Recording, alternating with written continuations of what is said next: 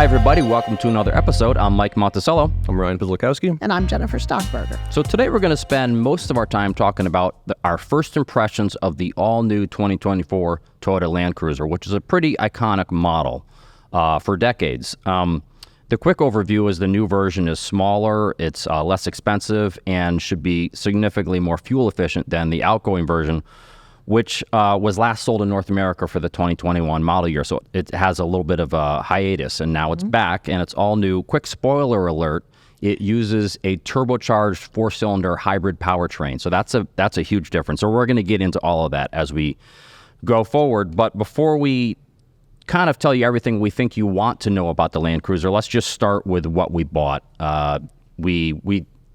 Our first impressions are kind of based partially on a version that we rented, but also on this version that we purchased.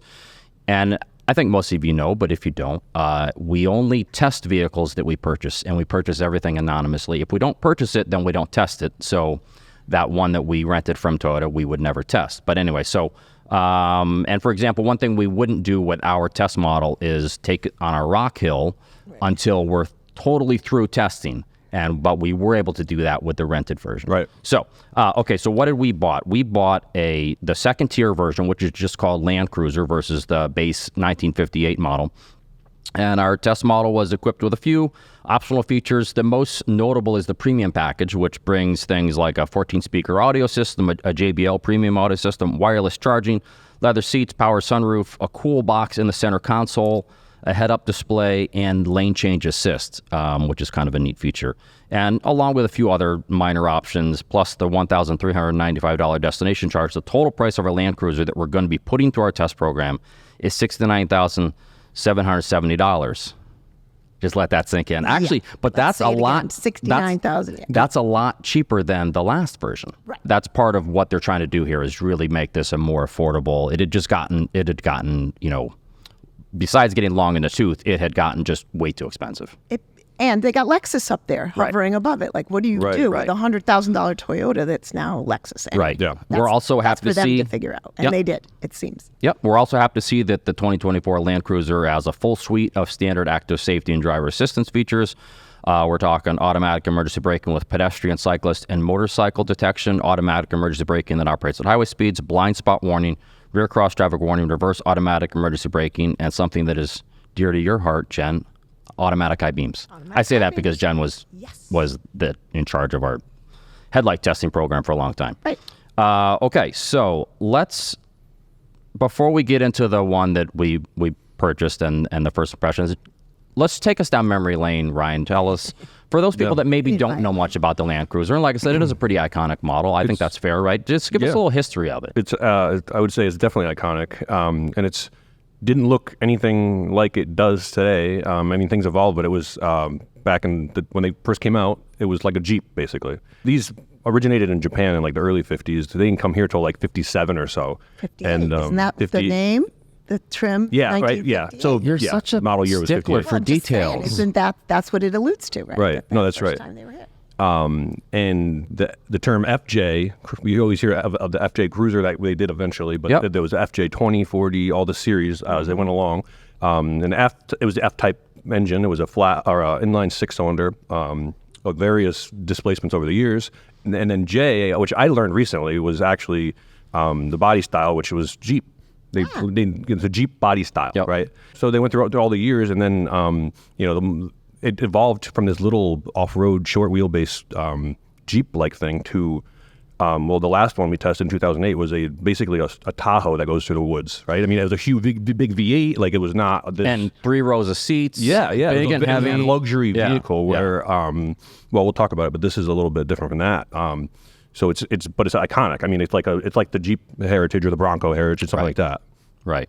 So that's kind of the history. Jen, let's talk about, what we're here to really talk about is the new model, the 2024, completely redesigned. Tell us kind of what's new and different with this one. Well, I think, and you've both already alluded to a lot of it, but when is the last time we had a vehicle or anybody bought a new vehicle that was smaller, less expensive, and more fuel efficient? Well, we get that a lot, but more than the version before. Yeah. I mean, you think about it. Everything's gotten bigger, everything's gotten beefier, everything's gotten more expensive. This one actually came into a more moderate, I won't even say modest because it's really not, price range. The biggest change, Ryan, just is the powertrain. Yeah. This went from this huge 5.7 liter, not a little V8, a big V8, to a 2.4 liter, 326 horsepower turbocharged 4. Hybrid. Yeah, and add that on. That's a big change in my mind. 6-speed to 8-speed auto.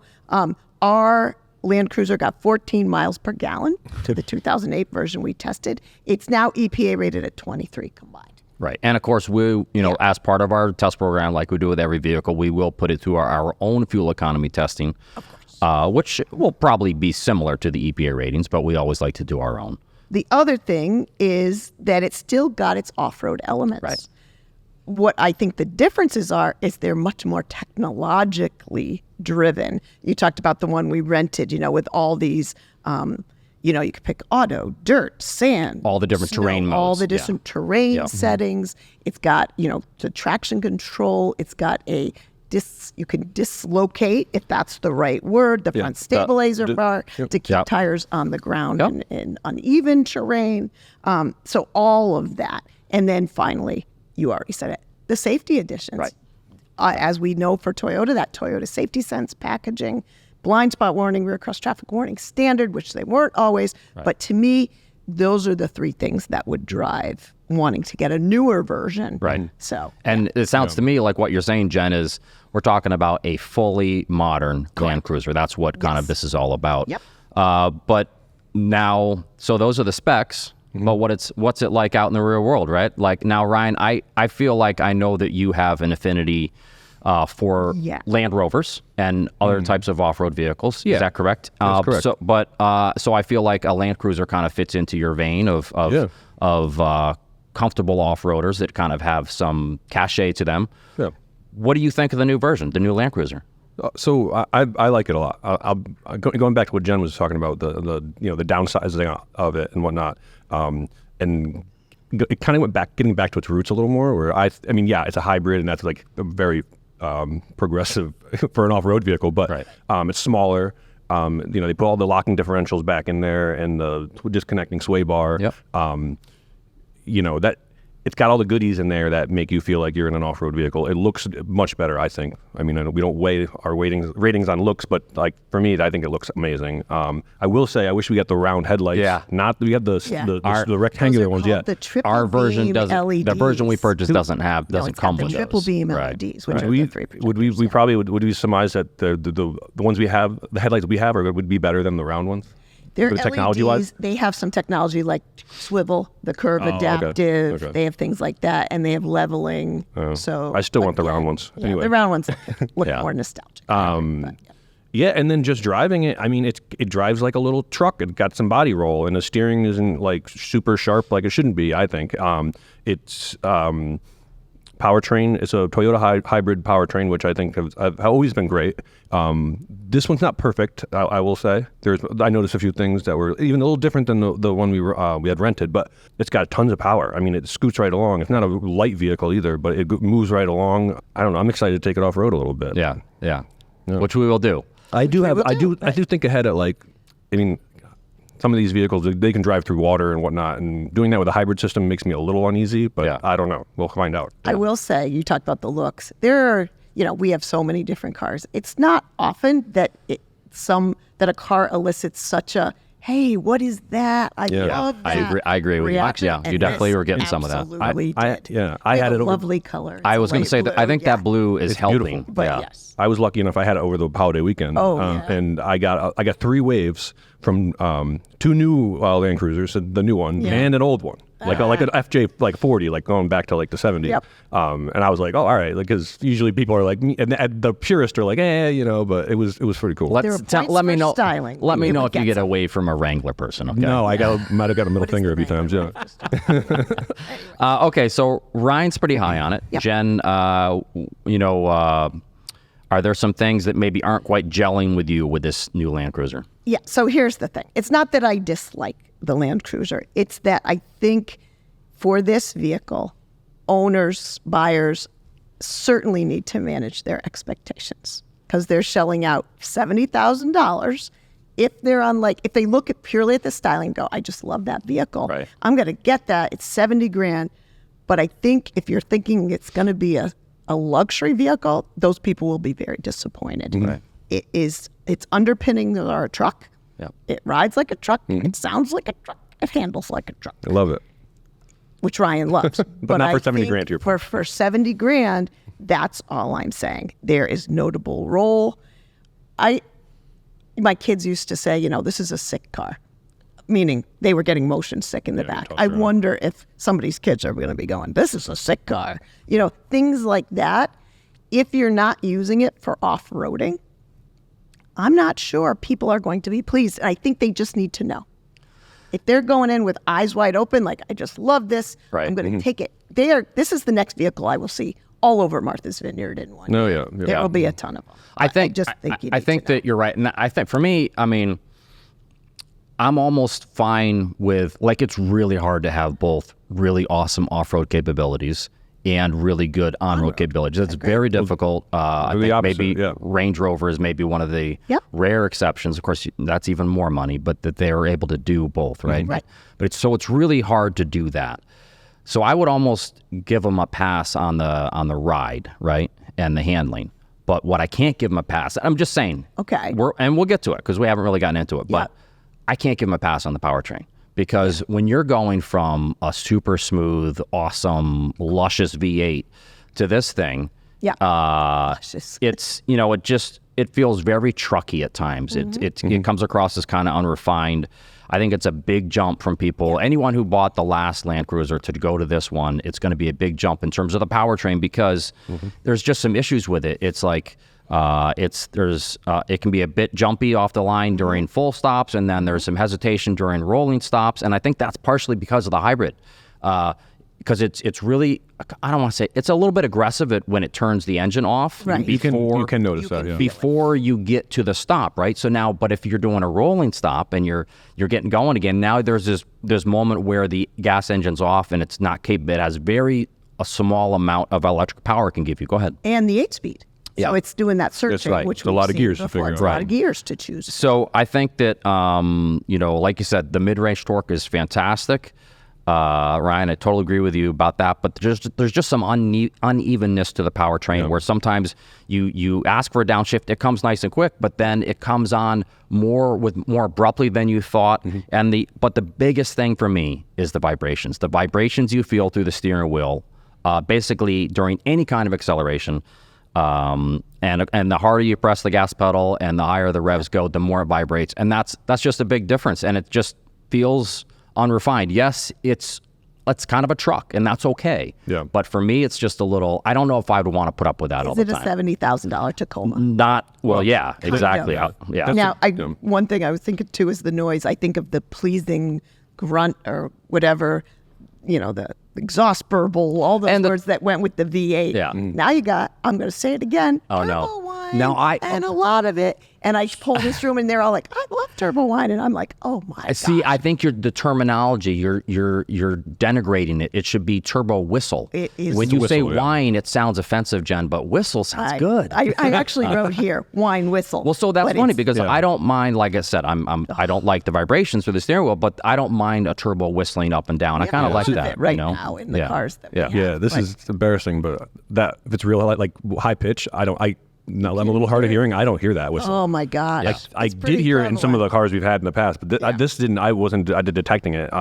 And I was, I had some people in the car and they could hear it. Right. But yeah, so that's fair. Yeah. But it's there. Just be aware. Again, if you're going in with eyes wide open, it's there. Right. Now, okay, so it's not surprising, right, that it's a little bit clumsy through corners. I think we can agree. We can all agree it's kind of clumsy through corners, as most serious off-road vehicles are, right? And like I think a Wrangler. It'll be more clumsy with speed in the AM. Yes. Yeah, we're going to find out. On the track, we're going to find out. The steering's pretty slow. Large amounts of body roll. We talked about that. And then there's the ride. If you drive on mostly smooth roads, like secondary roads or the highway, it's probably going to be fine. Yep. But it's when you hit those bumpier back roads that things start to get a little bouncy again, get a little bit of unrefinement. You feel that body on frame jiggle. Yep. Am I right? You guys agree with that? I said, I think I wrote in the logbook, if it's a single disturbance, it's fine. Yes. If there's more than one, 100%. your body's going to get jittery. The body's going to get unsettled. Is exactly the word I think. Yeah, I wrote. I do agree. I also say that. Well, first of all, kind of backing up a little bit. The front seats. It seemed like most of the people in the logbook are fine with the front seats. They don't. They like them. They fit me well. Yeah. The rear seat is not that great. No, it's flat. It's very flat, shapeless. Probably great for child seats. You'll have to tell us about that. There's lots of headroom, but that's about as good as it gets. You just don't feel like you're supported at all. There isn't that much under leg support. The foot space is pretty tight underneath the front seats. So there's just some things that aren't so great. Backing up again, let's just talk, because we always talk about it. Let's talk about some things that we really do like besides the front seats and the mid-range torque. And that's the controls. The controls are pretty simple. But tell us what you like about the controls. Traditional shifter. Yes. Yeah, that's beautiful. Really easy to navigate. Screen, climate controls are separate. Volume knob. Right. And things that you use, that I use, I shouldn't say, not everybody. Things that I use often are all there. CarPlay integrates super easily. Et cetera, And the drive mode selector is very yes, it's simple. right The there, differential, all the off-road goodies are like hard buttons right in front of you. Yep. That stuff's well laid out. And I don't know, the cockpit itself is kind of off-roady, like everything kind of close to you. Yeah. It's very driving position. Visibility is very, I thought very pretty upright. decent. The squareness makes, I don't know if you were going to, No. we're leading your notes, but the Who knows where I'm visibility is going? really nice. Windshield is like almost vertical. Right, because your A-pillars or windshield pillars are kind of steep, upright more than they are coming back. So even though they can be a little thick, but it's because they're not sweeping back toward the driver's head. It's pretty easy, and there's a lot of glass area. So that aspect is pretty good. And like you said, you feel like you're sitting up high and you have a good view ahead. I like that. Yeah. It's a commanding view. Yeah, exactly. I think we're a little torn on how much we really like this vehicle, but I think you're right, Jen, that people need to just be aware of what they're getting into. Yeah, to Jen's point, for the money, you need to be aware.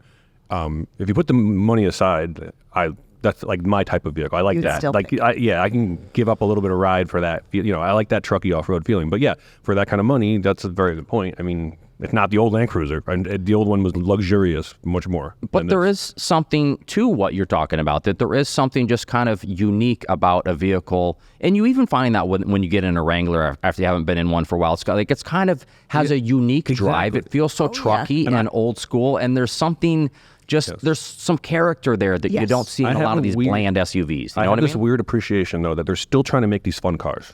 Right. Because we're getting really bland. Everything's like the same. Like this thing has some personality, and I give it a lot of credit for that. Yeah. Yeah. You were going to say something, Jen, and I feel like it was going to be really. I was just going to say, no, it wasn't really. It was, if I'm shelling out $70,000, do I want to go bang it over rocks? So I'll tell you what. I don't think I do. That's fair too. Yeah. Well, I've got a question for both of you guys, but I will say this. So I wouldn't want to. I will say that when once our vehicles are through test, there's some local trails around here, and keep in mind we're in the Northeast. Right. And the problem with the Northeast is that it's not wide open, so our trails are kind of narrow. So that's why something like a Wrangler makes so much sense, because it's actually a pretty narrow vehicle. Right. But it's also not $70,000. And so when I'm out there on these local trails, I never see anyone with a vehicle anywhere near as expensive as what I'm driving. Well, I see someone that clapped out old, jacked up Jeep Cherokee. So when the branches rake down the sides, they don't care. They don't care. Yeah. Exactly. And so, but anyway, so let's just pretend for a second that each of us were in the market for, let's call it a rugged SUV. Okay. So let's just try and stick with, we're talking Ford Bronco, Jeep Wrangler, Jeep Grand Cherokee, Land Rover Defender, something like that. Let's just say we were in that market. Jen, would you buy this Land Cruiser, or would you buy something else? I would buy something else. I would buy a Ford Bronco. Okay. And the reason I say that is that I would be okay if the branches raked down the sides or I banged it over some rocks. I wouldn't be, even when you get a new car, like that first ding. Oh, it's the worst. It's the worst. And I think it looks so nice that I would be like, oh, I ruined it. But anyway, I would not get this. It is funny because it's hard to look at this Land Cruiser and not think it looks so cool. And like you want to take it off road, but man, I don't want to get it like super, I don't want to bang it up. I wrote down in my notes, did you ever love a car based solely on its looks? Absolutely. And then find out it was a really great car. Like I go back, I loved the Isuzu Amigo. I wanted one when I was 15 so bad. And the Eagle Talon. I wanted both those cars. Neither one of them was particularly reliable or good. You don't see a lot of them on the road. I don't see one in years. But anyway, did you ever fall in love? Absolutely. Just on the looks? Absolutely. Styling is super important. Yes. We know that. Styling is really important to buyers. But of course, the best thing is if you can have the whole package. So Ryan, how do we get the whole package? Is it the Land Cruiser or is it something else entirely? Yeah, if I could afford this and I have it, am I going to take it off road? Probably not for a while. But would you buy a Land Cruiser or would you buy a Land Rover Defender? I'd buy this. Okay, interesting. I think I would buy this. I really, you really like it. Yeah, I really do. I think it has. I don't think you're alone. Yeah. Yeah, I think it has some potential. And I like the Defender, but I mean the Defender is arguably a little more well mannered on road. Right. But that doesn't sell me. But honestly, if I was going to buy something I go off-roading with, like something more modern to go off-roading with, I'd probably buy like a last generation GX or something. Yeah. Lexus GX, Yes. You can get those pretty good. Yep. And they're nice cars. Super reliable. And great off-road. Yeah. My mom actually just got, and even a little bit luxurious. my mom actually just got one. She gave up on her BMW X5 because it was giving her issues. And I'm like, you know what? I'm done with those. What'd she get? A Lexus GX. Like I used the 2021 because she was freaking out about reliability. I'm like, just get this and stop. I have two buddies that bought used GXs specifically to go off-roading. Off-roading, yeah. My mom did not do that. And the answer, you've come right back to when buying a used one would maybe less cringy when. Yeah, absolutely. It's got a little bit less. So I hate to admit this, but I'm agreeing with Jen. Out of the ones that I mentioned, a new rugged SUV, I'd go with a Bronco. And I especially love the two-door model. The more I see of the two-door model, I'm like, man, that thing is good looking. And you have all that money now left over to accessorize. And it's considerably less expensive. And yet, if you get the turbo V6 version, like what we tested, it's a much nicer powertrain, I think, to work with. And so I think I'd probably go with the Bronco. But we do have a first drive review of the Land Cruiser. Like I said, it's actually based more on the version that we rented. But we will be sending this Land Cruiser that we purchased through our test program soon.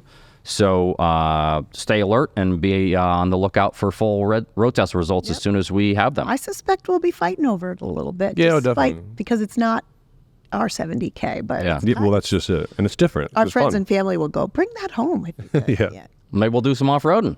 I think some light off-roading, I think we will. Yeah.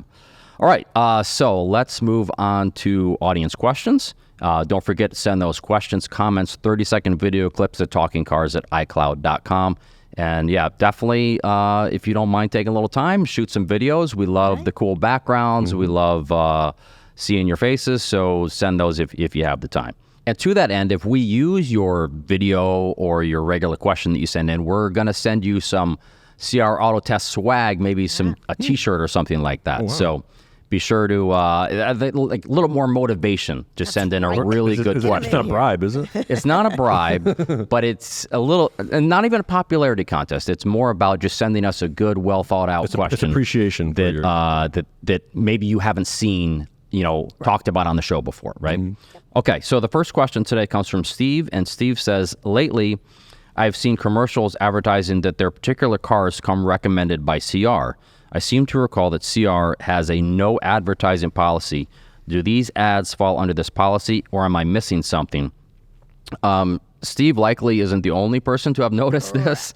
So, Jen, tell us about what's going on. Yeah, so again, you've seen many of these ads, and I think the placement has been so prevalent. Many top of the, what do I say, in tournaments, sporting events, etc. It was on during the Yellowstone Marathon that my husband was taking. And so the people are absolutely seeing these ads, with a lot of CR that they didn't see before. So let me get back to Steve. One, the no advertising policy still remains. CR does not take advertising in the magazine, on our website, for manufacturers endorsing their own products. That still remains. We are still buying them at retail, just as consumers would. All of that is still in place on the front end.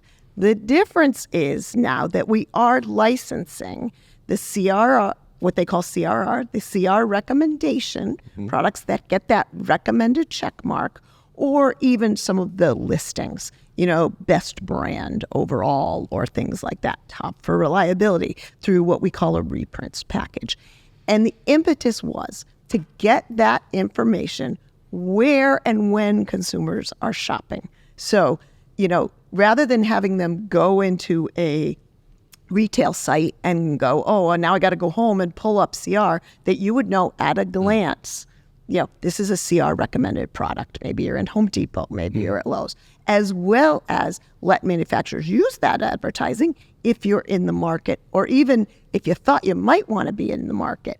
And the difference too is, years and years ago, it wasn't quite as necessary. There weren't so many reviews, endorsements, sponsored reviews that sometimes now you can't quite sort out. Right. Was this paid for? Is this even real? Right. And CR really wanted to be at the table as remaining that trusted mark, but differentiating ourselves. I can tell you personally, the other benefit is we've had child seats in the past. Just use that as an example. The box says top rated by a leading consumer organization. Right. That was us. Right. We knew that was us, but we had no governance over that. That child seat was long out of its top ranked position. It was still on the box. Yeah. The other element of this is there's some rules around it. You have to be a CR recommended product to carry that logo with it. So for you guys listening, you can have some assurance that is a CR recommended product and that we're watching. So it sounds like it's a win for us on the perspective that and consumers that we want our name out there when it's it's a good product, and we want the consumers to know. Yep. There is a little bit of money involved as well. Did you want to talk about that real quick, just to be fully transparent? Absolutely. We are collecting a fee for the use of that labeling, for the use of the reprints. The benefit is that money now goes back in. We are a nonprofit organization. Goes back in. Hopefully, we're getting more Toyota Land Cruisers at $70K so that you can negotiate the market. Meaning the ability to buy more product to test. It's not like we're all getting raises or anything like that. But it is a difference. You didn't see those before, and now you're seeing them. And I think the bigger thing is, let me make it clear, it does not change a thing for how and what we do here. Nothing's changed. It's all on the back end. Only after a vehicle or any other product has gone through the process can they then pick that up and use that recommendation. Yep. So be assured it's got good value, and we're hoping to benefit from that in the future to feed more. And it should, in a way, it should get the word out more about CR, which is important, that the people understand what we do and that we have said this is a good product. Right. I just wanted to add too, if it works, if truly we see, hey, consumers are leaning into more CR recommended products, that also incentivizes manufacturers to make them better. Well, I see what you're saying. One of our missions, right? Like make safer, better products out there, and that's so it's an incentive for that. I think that's goes right along with our mission. That benefit as well. Yep, so absolutely. Thank you, Steve. We hope we answered. Excellent question. I'm sure there were others who were asking that question. Absolutely. Yep. Okay, so next question comes from Andy from New Jersey, and Andy says, in a recent episode about the Honda Prologue EV, it was mentioned that it's available in a front-wheel drive configuration. This got me wondering if there are any advantages to front-wheel drive EVs. As a driver, it was always my least favorite configuration. I thought the main, I'm laughing because I'm assuming that Ryan thought the same thing, but I thought the main benefit was lower cost for the manufacturer, and never bought the quote, more weight on the front end reason, and chalked it up to the car not being as well balanced as it should be. Any thoughts or insights on this, or is there something I didn't think of? And so, I mean, I think that's Andy, that's a great question for sure.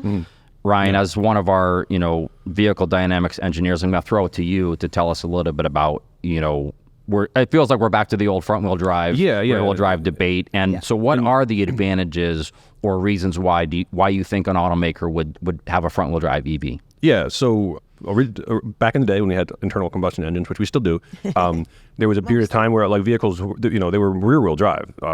And what that meant was you have an engine and you had a transmission and then a drive shaft that goes to a back axle and then goes out to the wheels, and you have all this driveline loss. When we started making cars more fuel efficient and to lower costs, they made front wheel. They came up with a front wheel drive setup. So now you just have a sideways engine and gears going to two axles, and boom, you're right there. It's more efficient, and it's handling wise, it's actually what we would say is safer. Right. For stability control, cars with rear wheel drive could oversteer easily in slippery conditions, which means the rear end swings out on you, which requires more driving skill than, say, a front-wheel drive car that you lose control of, because typically that's an understeer situation, meaning you turn the wheel and the car just kind of plows straight. Yep. In those situations, you just lift off the throttle. Most situations, you just lift off the throttle for that to regain control. Stability control has now taken over all cars. And that's a little less of an issue because it saves you from those oversteering situations and even understeering situations, depending on the model or the systems. With EVs, you have this car with big battery down low center of gravity, and you can put a motor wherever you want, really, because it's just a little electric motor, front and rear, or depending on the setup. Some of these have individual wheel motors. Some of them have one for each axle or whatever. I think it's a cost and a handling thing still. I mean, stability control is there, but it's just a kind of a costing and for handling. I think. I wonder if sometimes if also some automakers might be thinking that people are comfortable with front wheel drive. Do you know what I mean? Because of this kind of aspect that you talked about. Again, some of the benefits of front wheel drive are not valid here anymore because there's no drive shaft that's taking up interior space. We don't have to worry about that. So that's not part of the debate anymore.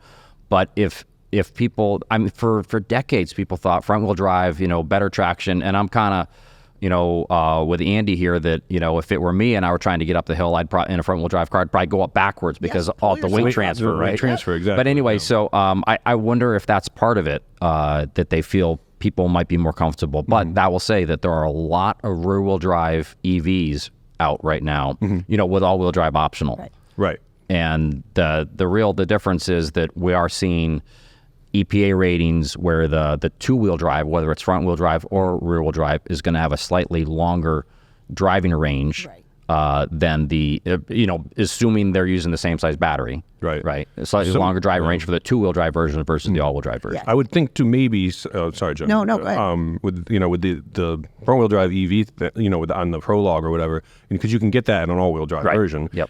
Designing it was easier to do a front-wheel drive to save weight for that longer range, but it just so happened the front axle was a better place to do that. Yep. So there's things we don't know behind the scenes that they're making these decisions based on. Yeah. I do think too, and again, from you guys, from a dynamic standpoint, is you have a lot of instant power. Yeah. How many times, and I've said it on this show, that you get wheel spin on the front wheels, at certain locations around here when it's raining or when it's wet. If that instant power, which we'll see, again, stability control changes the whole equation, but would that be a riskier instant power at the rear with an electric motor? It could be for two reasons. One, its stability control, traction control aren't perfect, and they're not always instantaneous. So they could be thinking, well, if they're going to feel that slight traction be weird, we don't want to scare people with the rear stepped out just even for a second. That might scare some buyers, right? Yeah. So, I think that might be part of what they're thinking. Yeah. It might not be that common. We might see that still a lot of them are just rear wheel or just only all wheel. A lot of all wheel, yeah. And a few of them every now and again are front wheel because they made that choice. Yeah. Well, Andy, hopefully that answers your question. That's going to do it for this episode. If you want to learn more about the cars and the topics we talked about, you can click on the links in the show notes. Don't forget to send those questions, comments, 30-second video clips to talkingcars@icloud.com. Thanks so much. That's right. Get your t-shirt if your question gets used. So that's going to do it for this episode. And again, thanks for watching, and we'll see you all next time.